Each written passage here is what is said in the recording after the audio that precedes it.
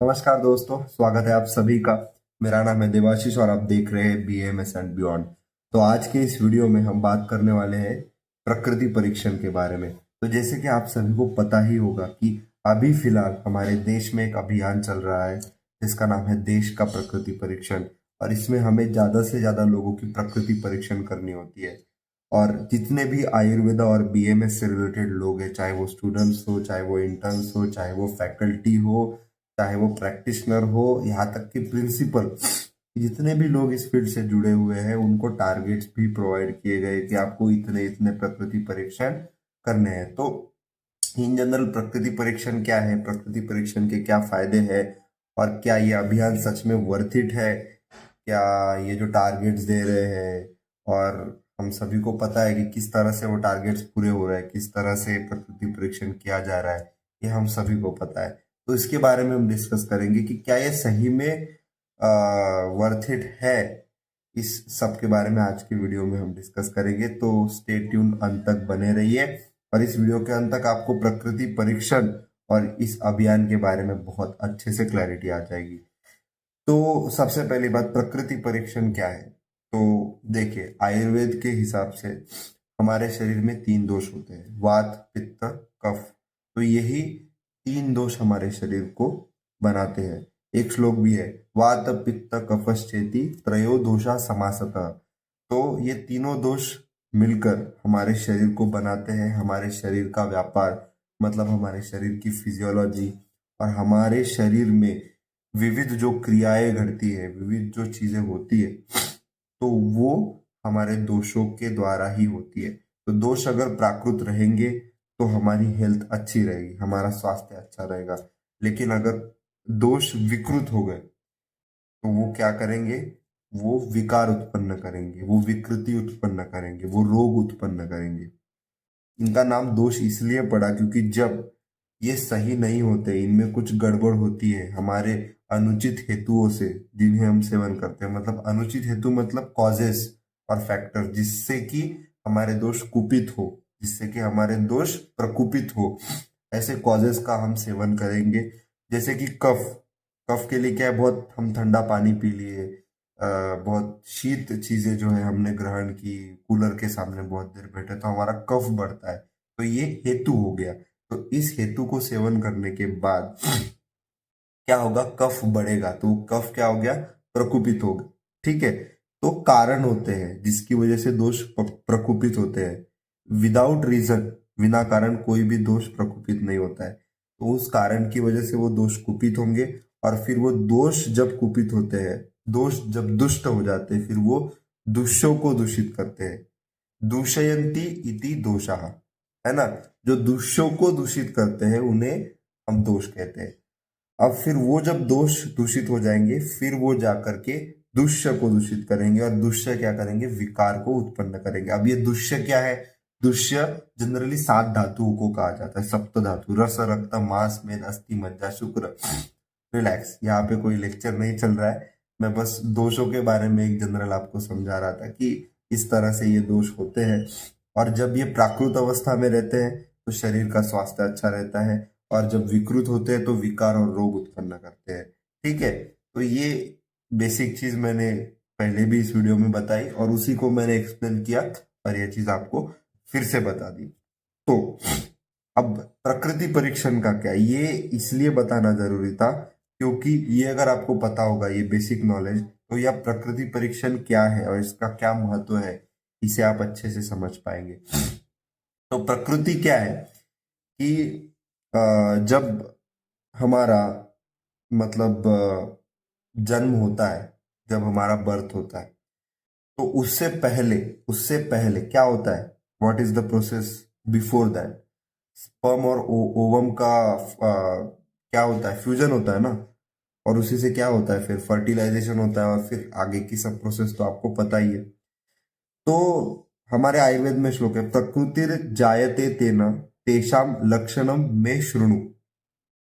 तो शुक्र शोणित संयोगे यो भवेत दोष उत्कट प्रकृतिर जायते तेन तेषाम लक्षणम में शृणु, ये श्लोक है पूरा। तो इस श्लोक में क्या कहा गया है और मुझे क्या कहना है कि जब हमारा फर्टिलाइजेशन हो रहा होता है, जब स्पर्म और ओवम का फ्यूजन होता है, तो बहुत सारे ऐसे फैक्टर्स होते हैं, उस टाइम पे ही हमारी प्रकृति डिसाइड होती है।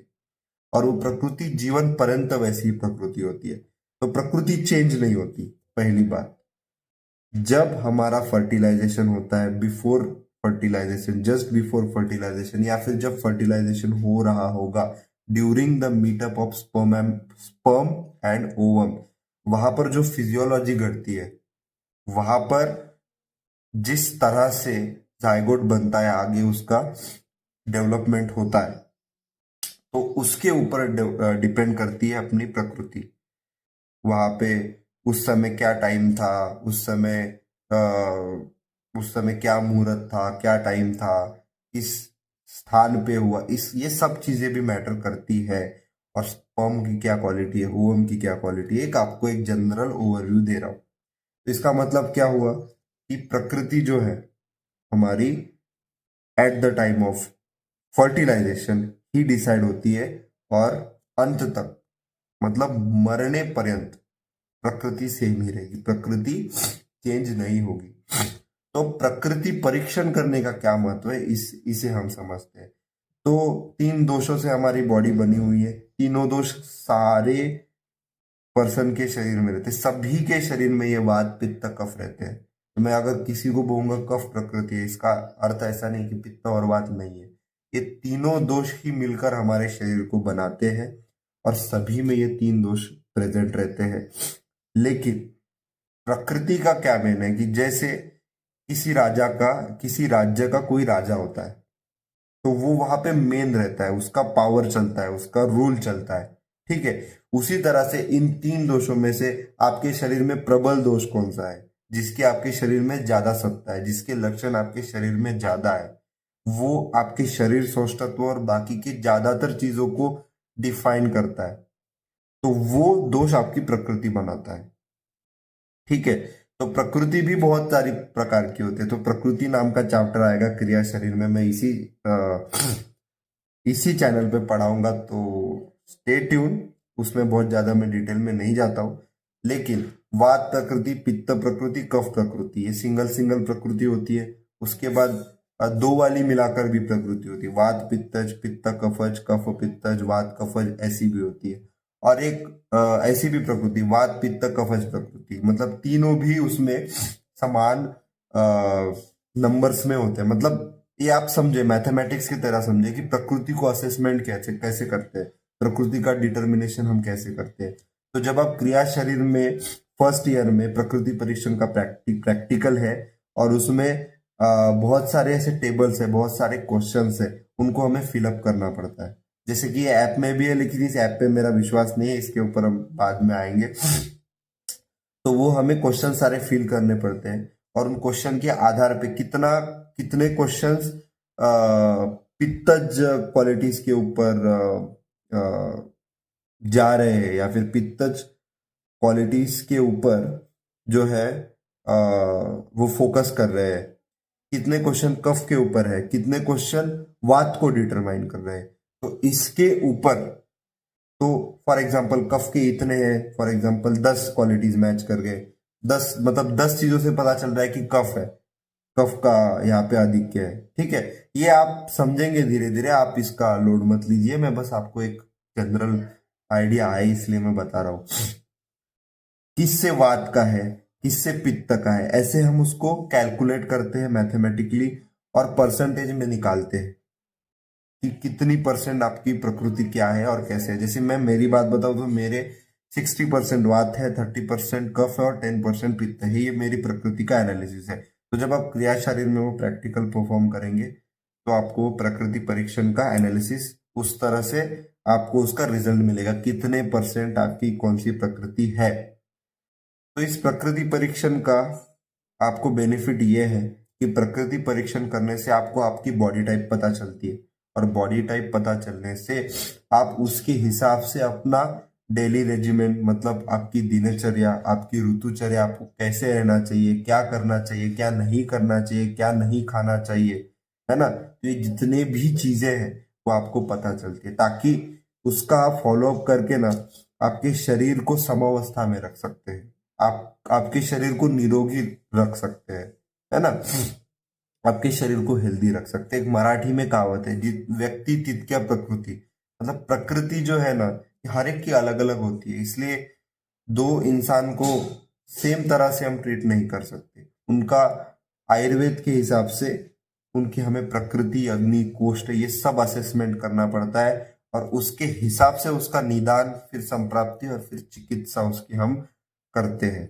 ठीक है, तो अगर हमारी हमको प्रकृति पता होगी तो हम उसके हिसाब से हमारा जैसे कि मैंने बताया कि दिनचर्या, ऋतुचर्या, क्या हमें पथ्य करने चाहिए, क्या नहीं करने चाहिए, ठंडी में रहना चाहिए, नहीं रहना चाहिए, गर्मी में रहना चाहिए, मैं एक एग्जांपल दे रहा हूँ, क्या क्या आपको खाना चाहिए, क्या क्या आपको नहीं खाना चाहिए, ये सब चीजें जो है वो प्रकृति के मात्र असेसमेंट से आपको समझ में आती है।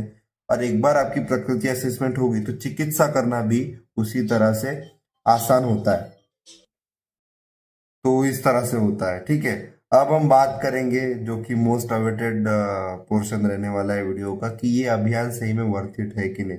तो मैं मेरा ओपिनियन आपको बता देना चाहता हूँ इस अभियान के बारे में।